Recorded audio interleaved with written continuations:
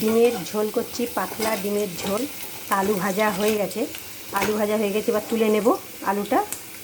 আলু ভাজা হয়ে গেছে, এবারে আমি ওই তেলের মধ্যে ডিম ভাজবো।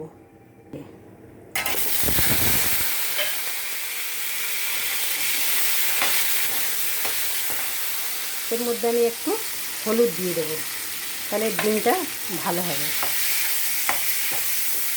মিক্সিং জারের মধ্যে দুটো ছোটো সাইজ পেঁয়াজ আর 1.5 খানা টমেটো পেস্ট করে নেব। তো এখানে ডিমটা ভাজা হয়ে গেছে, তুলে নিচ্ছি এখন আমি।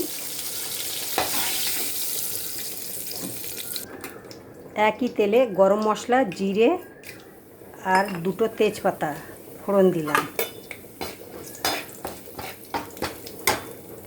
আর এই যে 2 খানা পেঁয়াজ আর একটা টমেটো যে করে রেখেছিলাম পেস্ট, ওটা দিয়ে দিলাম।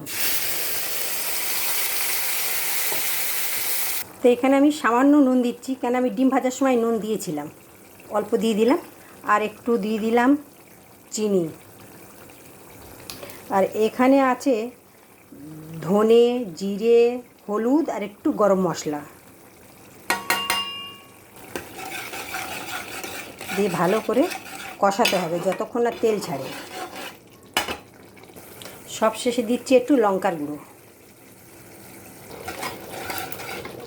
এবার আমি আলুগুলো যে ভেজে রেখেছিলাম দিয়ে ভালো করে কষিয়ে নেবো মশলার সাথে। তো কষানো হয়ে গেছে, এবারে আমি জল দিয়ে দেব।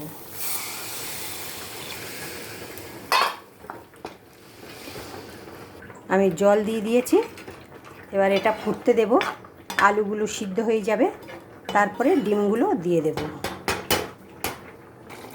তো হয়ে গেছে বন্ধুরা আমার এগ কারি ডিম কারি যাই আছে, তো আমার হয়ে গেছে। তো এবার আমি সার্ভ করে দেখাচ্ছি। তো